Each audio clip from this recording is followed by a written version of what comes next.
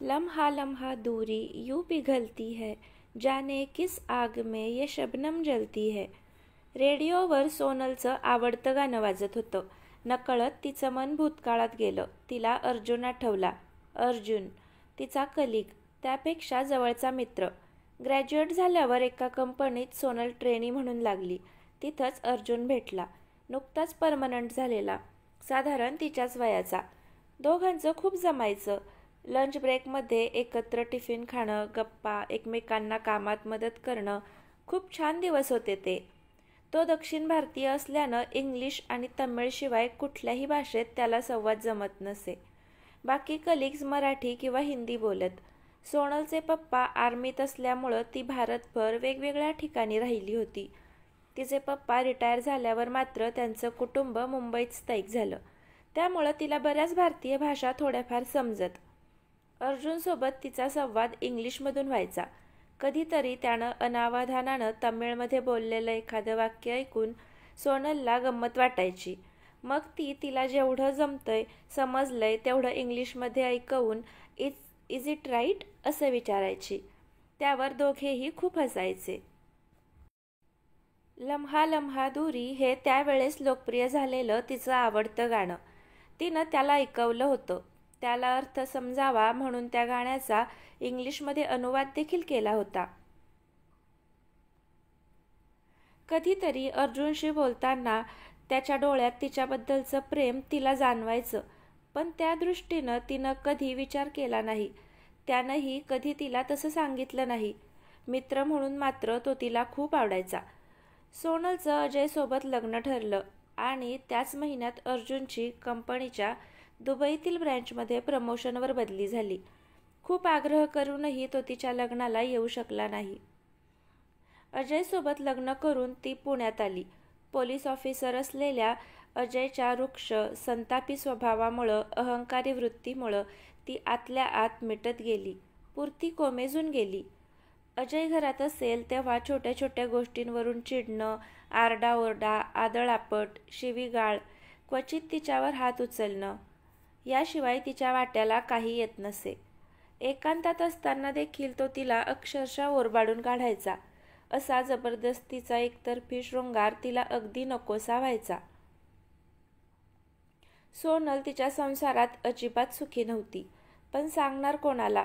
तिच्या लग्नानंतर 4च वर्षात तिचे आई पप्पा 6-7 महिन्याच्या अंतरानं हे जग सोडून गेले. अमेरिकेत स्थायिक झालेल्या तिच्या भावाला तिच्या सुखदुःखाशी काही देणं घेणं नव्हतं. 5-6 वर्षातून तो भारतात आलाच तर 1-2 दिवस भेटून जाण्यापलीकडं त्याचा सोनलशी संबंध नव्हता. घरातील कामं, 2 मुलांचं संगोपन यात वर्ष सरत गेली. पाहता पाहता लग्नाला 12 वर्ष झाली. इतक्या वर्षात अजयमध्ये काडीचाही फरक पडला नव्हता. वेळ जावा म्हणून तिनं तिच्या मुलांच्या शाळेतच 6 महिन्यांपासून शिकवायला सुरुवात केली होती. मुलांसोबत जायची आणि त्यांना घेऊनच परत यायची. एक दिवस शाळेतून परत आल्यावर घरातील कामं संपवून ती मोबाईलवर फेसबुक चेक करत होती. चॅटबॉक्समध्ये मेसेज रिक्वेस्ट दिसल्यानं तिनं फेसबुकचा चॅटबॉक्स उघडला. Hi Sonal, how are you? At last I found you, thanks to Facebook. मेसेजसोबतचं अर्जुन मानी, दुबई हे नाव वाचून आनंदानं ती उडालीच. Oh hi Arjun, it's really nice to see you. फेसबुकवर जुना मित्र भेटल्यानं सोनलला खूप आनंद झाला. अर्जुननं त्याचा मोबाईल नंबर तिला मेसेज करून जमल्यास कधीतरी कॉल कर असं तिला सांगितलं. तिनं चॅटबॉक्स बंद करून लगेच त्याला कॉल केला. दोघांनाही काय आणि किती बोलू असं झालं होतं.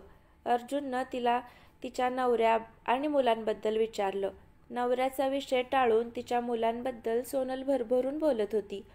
त्यानं स्वतःच्या कुटुंबाबद्दल मात्र फार काही सांगितलं नाही.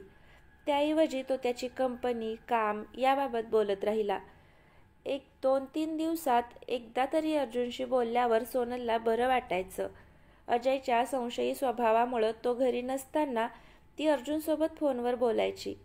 अर्जुन दूर जरी असला तरी त्याचं असणं तिच्या नीरस, वृक्ष संसारात एका मंद, शीतल वाऱ्याच्या झुळकेसारखं झालं होतं. एकदा असंच बोलताना तिनं त्याला विचारलं, तुझ्या फॅमिलीबद्दल सांग ना. आप्पा म्हणजे वडील 10 वर्षापूर्वी गेले. अम्मा म्हणजे आई माझ्यासोबत दुबईत असते, पण सध्या मुंबईत बहिणीकडे आहे. तिला घ्यायला मी 2 महिन्यांनी दिवाळीच्या आधी मुंबईत जाईन. What about your wife? तुझ्या पत्नीबद्दल काही सांग. धीर करून तिनं अखेर विचारलंच. No wife, I am still unmarried. मी अद्याप अविवाहितच आहे. व्हॉट? वाय? तिला आश्चर्य वाटलं. नाही मिळाली कोणी तुझ्यासारखी? त्याच्या या वाक्यानं तिला धक्का बसला. होय सोनल, मी तुझ्यावर वेड्यासारखं प्रेम करत होतो, अजूनही करतो. तुझ्याशिवाय मी कुणा दुसरीचा विचारही करू शकत नाही. हिम्मत करून जेव्हा तुला विचारायचं ठरवलं त्याच वेळेस तुझं लग्न ठरलं, म्हणून मी प्रयत्नपूर्वक दुबईला शिफ्ट झालो. तुझ्या लग्नाला येणं तर मला अशक्य होतं. त्याच्या बोलण्यानं सोनलच्या अंतरंगात भावनांचा कल्लोळ उठला. घशातून येणारा हुंदका महत् प्रयत्नानं थोपवत, भरून आलेले डोळे पुसत ती त्याला म्हणाली, 4 वर्ष आपण सोबत होतो. एकदा तरी मला बोलला असतास. ती पुढं काही बोलणार तेवढ्यात स्वतः जवळच्या चावीनं लॉक उघडून अजय आत आला. पटकन फोन कट करून घाबरून ती अजयला सामोरी गेली. सालं, थकून भागून घरी आल्यावर डोरबेल वाजवूनही तुला दार उघडता येत नाही का? झोपा काढत असशील, नाहीतर फोनवर बोलत बसली असशील. दुसरं काम काय आहे तुला, युजलेस साली. घरात शिरल्याबरोबर त्याच्या तोंडाचा पट्टा सुरू झाला. सोनलच्या डोळ्यात अश्रू तरळले.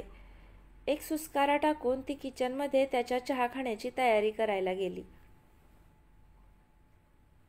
पुढचे 4-5 दिवस सोनलच्या मनात विचारांची वावटळ घोंगावत राहिली. अर्जुननं त्याच्या मनातील भावना वेळीच तिच्या समोर उघड केल्या असत्या तर आज तिचं आयुष्य काही वेगळंच असतं. या वैरान वृक्ष वाळवंटात राहण्याऐवजी ती हिरव्यागार वनराईत अर्जुनच्या सोबतीनं बहरली असती, फुलली असती. एक स्वर्गीय सुंदर आयुष्य तिच्या वाट्याला आलं असतं, असं राहून राहून तिच्या मनात येत होतं. पण शेवटी या जर तरच्या गोष्टी, तिचं कर्मभोग बाकी असतील, म्हणून तर अजयसारख्या लांडग्याच्या पुढ्यात नियतीने तिला टाकलं असेल.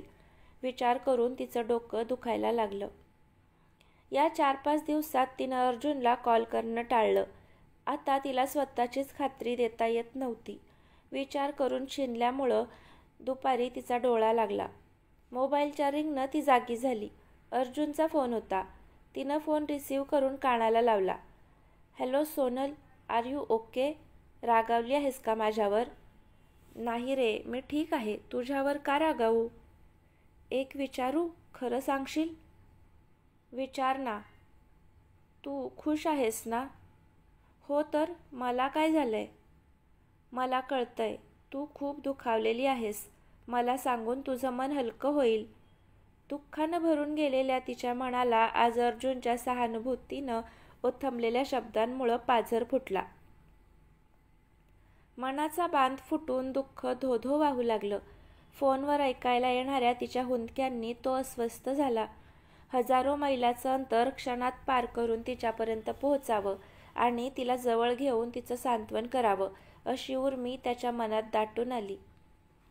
अजयनं आजवर दिलेलं दुःख, होरपळ ती प्रथमच व्यक्त करत होती. तेही तिचा जिवलग मित्र, तिच्यावर निरातिशय प्रेम करणाऱ्या अर्जुनजवळ. आतून मोकळं, हलकं झाल्यासारखं तिला वाटत होतं. ओ माय गॉड, तू हे इतकी वर्ष सहन कसं केलंस? Why didn't you dump him back? अन्याय करणाऱ्या इतकाच अन्याय सहन करणारा दोषी असतो, हे तुला माहीत नाही का? फक्त माझ्या मुलांसाठी मी हे सहन करत आले अर्जुन. बस सोनल, बस. आता हे जुलूम अजिबात सहन करू नकोस. स्वतःचा वेगळा मार्ग निवड. तू शिकलेली आहेस, नोकरी करते आहेस, स्वतःच्या बळावर मुलांना मोठं करू शकतेस. अर्जुनच्या बोलण्याचा ती दिवसभर विचार करत राहिली. अन्याय करणाऱ्या इतकाच अन्याय सहन करणाराही दोषी असतो, हे त्याचं वाक्य तिच्या मनात घोळत राहिलं. खरंच अजयनं केलेला अन्याय, त्याचं आततायी वागणं का सहन करत राहिले मी इतकी वर्ष? आई पप्पा गेले, दादाचा आधार नाही, तरीही मी स्वतःच्या बळावर खंबीर व्हायला हवं होतं. काय उपयोग माझ्या शिक्षणाचा, हुशारीचा, ती विचार करत राहिली. अजयपासून वेगळं होऊन स्वतःच्या पायावर उभं राहून मुलांना वाढवणं सोपं जरी नाही, तरीही अशक्य तर नाहीच नाही. माझाच आत्मविश्वास, धैर्य कमी पडलं. स्वतःच्या असहाय्यतेची तिला विलक्षण चीड आली. एका निश्चयानं ती उठली. कपाट उघडून तिचं बँक पासबुक्स, ठेवींच्या पावत्या तिनं शोधून काढल्या. पप्पांनी तिच्यासाठी करून ठेवलेल्या गुंतवणुकीच्या पैशांचा तिनं हिशोब लावला.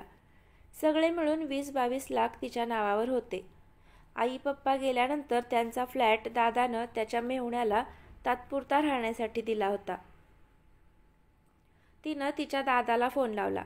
तिच्या परिस्थितीची त्याला पूर्ण कल्पना देऊन ती म्हणाली, आता नाही सहन होते सगळं.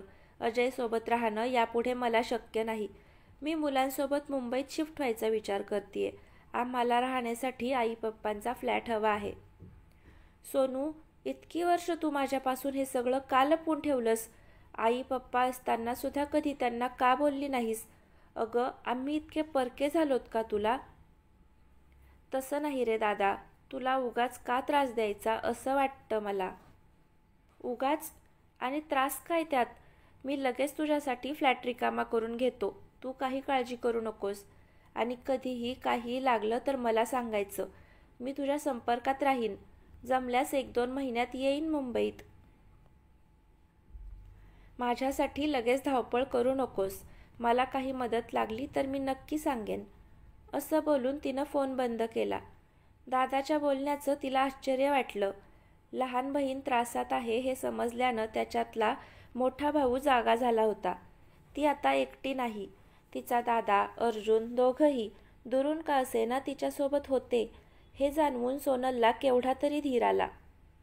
पुढचे काही दिवस ती आपली शाळेतली नोकरी सांभाळून ती न्यूजपेपरमध्ये, इंटरनेटवरील नोकऱ्यांची माहिती देणाऱ्या साईट्सवर, मुंबईतील शाळात, प्रायव्हेट कोचिंग क्लासेसमध्ये शिक्षिकेची नोकरी शोधत राहिली. तिला योग्य अशा 4-5 ठिकाणी तिनं तिचा रिझ्यूम ईमेलनं पाठवून दिला. या दरम्यान दर 2-3 दिवसाआड तिचं अर्जुनशी फोनवर बोलणं होत होतं. तिच्या हालचाली, इथला सगळा वृत्तांत ती त्याला कळवत होती. 2 शाळांमधून तिला अपेक्षित प्रतिसाद आला. इंटरव्ह्यूसाठी तिला मुंबईला जावं लागणार होतं. अजयला काही समजू न देता, कसलाही सुगावा लागू न देता मुंबईला कसं जावं, हा तिच्यासमोरचा मोठा प्रश्न होता. त्याला जराही संशय आला तर सगळं अवघड होऊन बसणार. यावरही तिनं तोडगा शोधून काढलाच. तर मित्रमैत्रिणींनो, या कथेचा पुढचा भाग नक्की पहा. आणि पुढचा भाग पाहण्यासाठी आत्ताच चॅनलला सबस्क्राईब नक्की करा. कथा आवडत असेल तर लाईक आणि शेअर करा. धन्यवाद.